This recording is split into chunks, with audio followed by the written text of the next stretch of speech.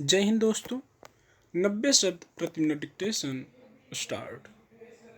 भारतीय वायुसेना की मजबूती में फिर इजाफा हुआ है और उसमें एक ऐसे हेलीकॉप्टर का समावेश हुआ है जो किसी भी ऊंचाई पर उड़ान भरते हुए सेना का मददगार साबित हो सकता है।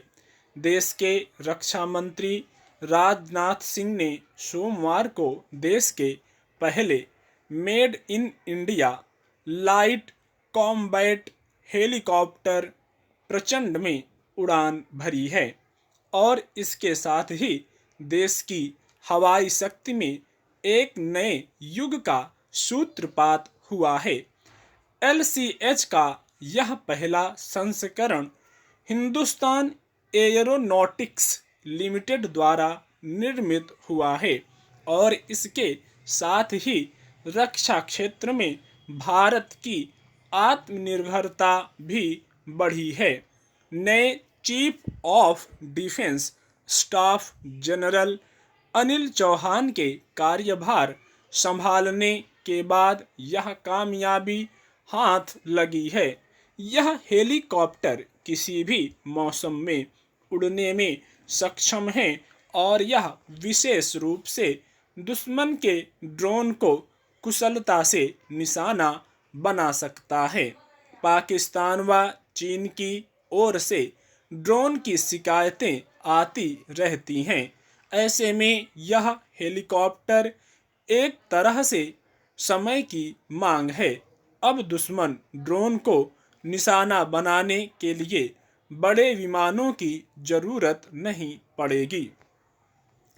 भारतीय रक्षा क्षेत्र अब make in India make for the world के इरादे के साथ काम कर रहा है।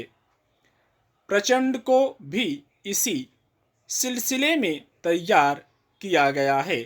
यह चूंकि भारतीय परिवेश में ही निर्मित हुआ है, इसलिए यह हमारी सीमा पर ज़्यादा कारगर साबित हो सकता है। यह हेलीकॉप्टर ज़रूरत के अनुरूप दुश्मन को चकमा देने, विभिन्न प्रकार के गोला बारूद ढोने और इसे जल्दी से साइट पर पहुंचाने में सक्षम है। यह वायुसेना के साथ साथ थल सेना के लिए भी बहुत उपयोगी साबित हो सकता है।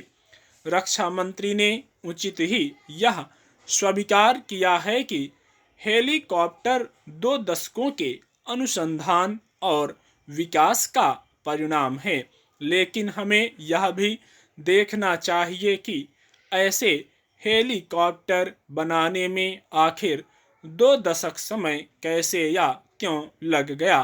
क्या हम हेलीकॉप्टर का विकास कम समय में नहीं कर सकते थे? इसमें किसी एक सरकार का योगदान नहीं है। सरकारें सिलसिलेवार ढंग से रक्षा उत्पादन की उपेक्षा करती आई हैं, जिसका असर अब साफ दिखने लगा है।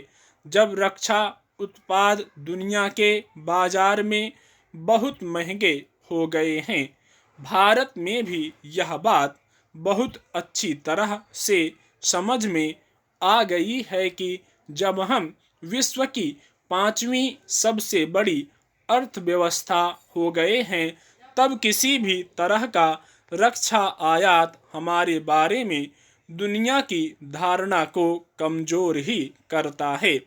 आज राफेल का आयात हमारी मजबूरी है और उसकी टक्कर का विमान बनाने में शायद 1 दशक से भी ज़्यादा समय लग जाएगा। इसमें कोई शक नहीं कि रक्षा उत्पादन अपने आप में बहुत महंगा काम है, पर भारत को यदि अपने दुश्मनों के सामने सिर उठाकर रहना है, तो यह निवेश या खर्च हमें करना पड़ेगा। स्टॉप।